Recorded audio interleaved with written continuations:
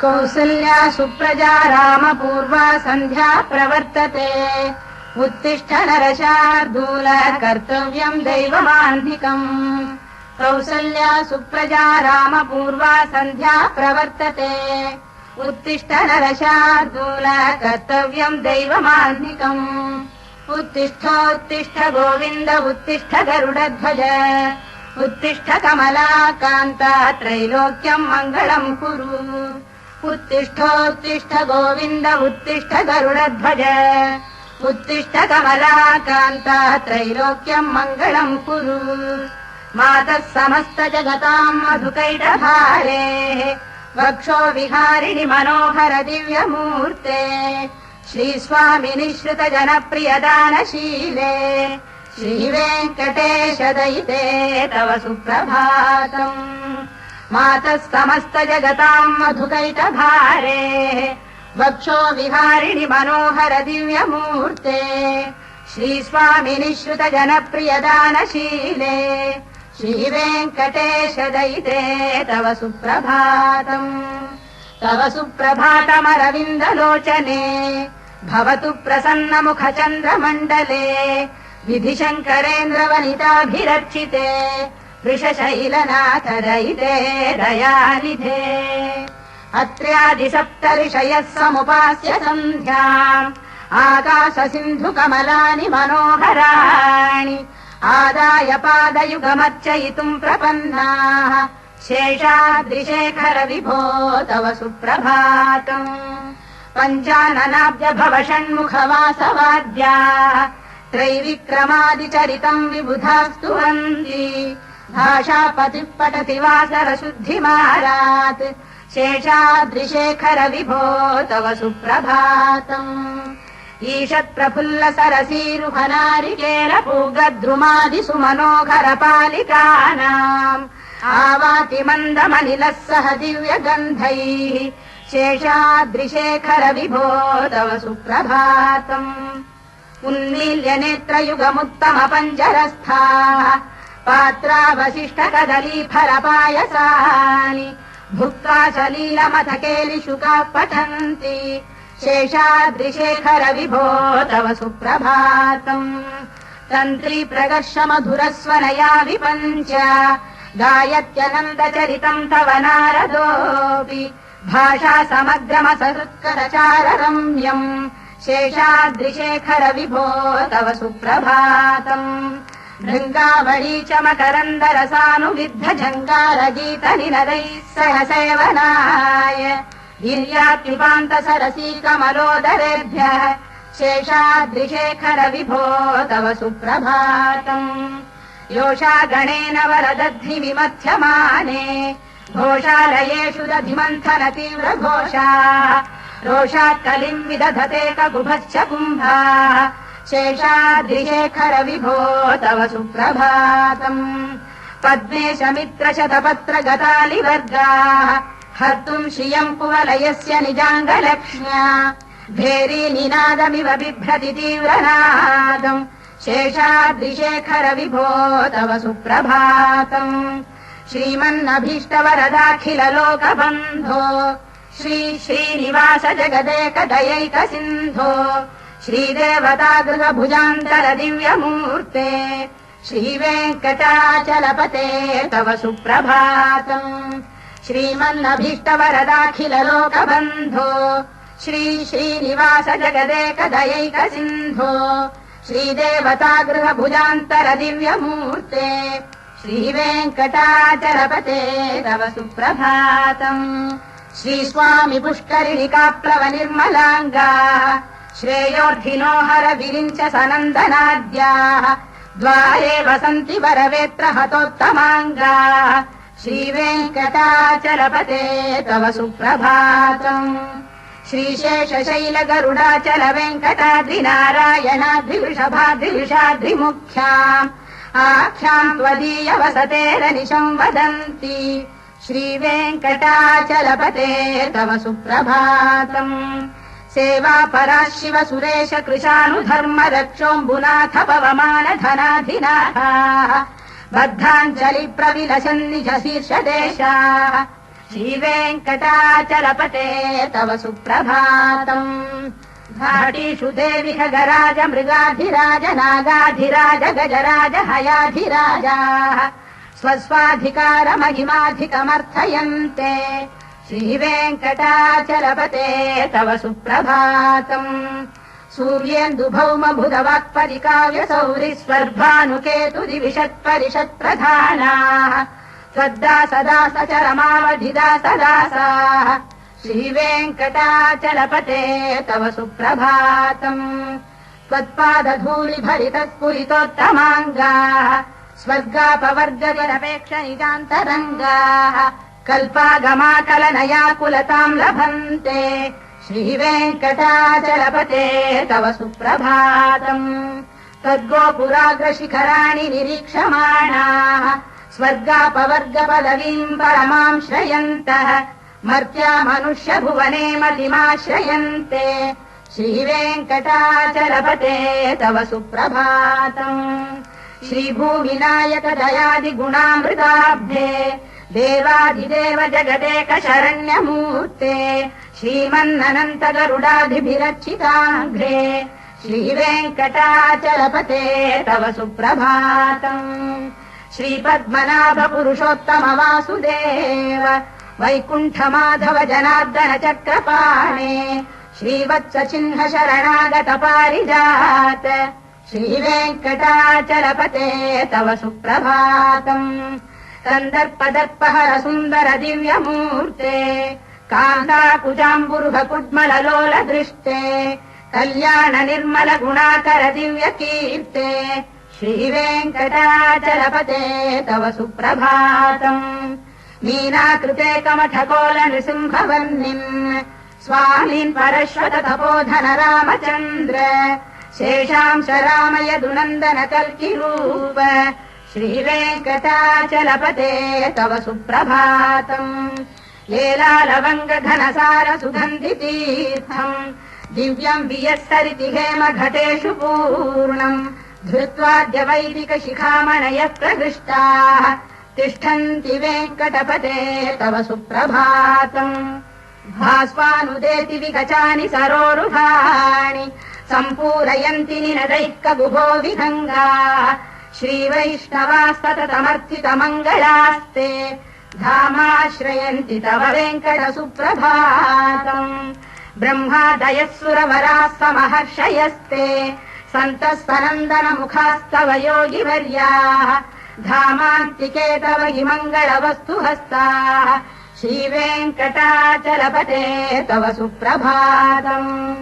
लक्ष्मीनिवास निरवद्य गुणैक सिन्धो संसार सागर समुत्तरणैकसेतो वेदान्त वेद्य निज वैभव भक्त भोग्य श्रीवेङ्कटाचलपते तव सुप्रभातम् लक्ष्मीनिवास निरवद्य गुणैक सिन्धो संसार सागर समुत्तरणैकसेतो वेदान्त वेद्य निज वैभव भक्त भोग्य श्रीवेङ्कटाचलपते तव सुप्रभातम् इत्थम् वृषाचलपतेरिह सुप्रभातम् ये मानवाः प्रतिदिनम् पठितुम् प्रवृत्ताः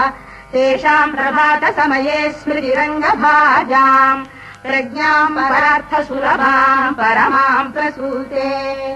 इत्थम् वृषाचलपतेरिह सुप्रभातम्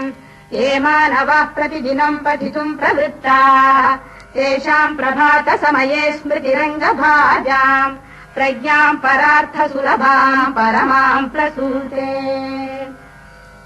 कमलाकुच चूचुक कुङ्कुमतो नियतारुणितातुलनीलतनो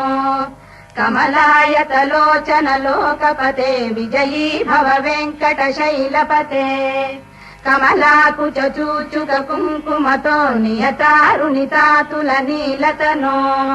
कमलायतलोचन लोकपते विजयी भव वेङ्कटशैलपते चतुर्मुख षण्मुख पञ्चमुख प्रमुखाखिल दैवत मौलिमणे शरणागत वत्सल सारनिधे परिपालय माम् वृषशैलपते अतिवेलतया तव दुर्विषहैरनुवेलकृतैरपराधशतैः हरितम् त्वरितम् वृषशैलपते परया कृपया परिपाहि हरे अधिवेङ्कटशैलमुदारमतेर्जनताभिमताधिकदानरतात्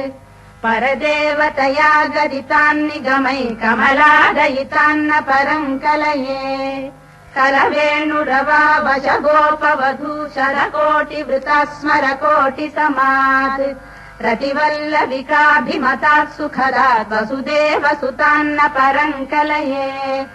अभिराम गुणाकरदाशरथे जगदेकधनुर्धर धीरमते रघुनायक राम रमेश विभो वरदो भवदेव दया जलधे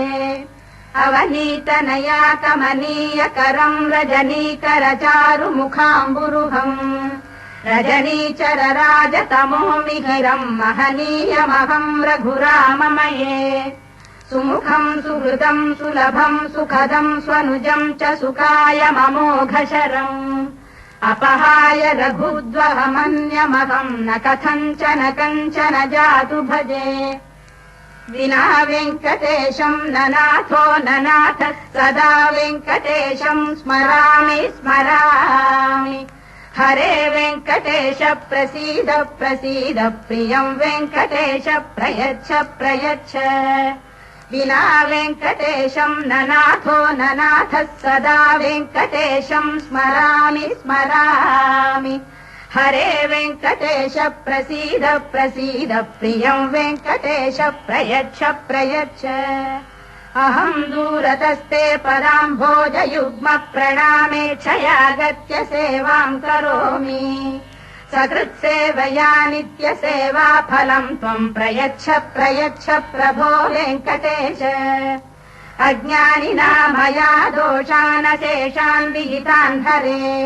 क्षमस्वत्वम् शेषशैलशिखामणे अज्ञानिना मया दोषानशेषान् विहितान् हरे क्षमस्वत्वम् शेषशैलशिखामणे ईशानाम् जगतोऽस्य वेङ्कटपतेर्विष्णोः पराम् प्रेयसीम् तद्वक्षस्थलनित्यवासरसिकाम् सत्क्षान्तिसंवर्धिनीम् पद्मालङ्कृतपाणिपल्लवयुगाम् पद्मासनस्थाम् श्रियम् वात्सल्यादिगुणोज्ज्वलाम् भगवतीम् वन्दे जगन्मातरम्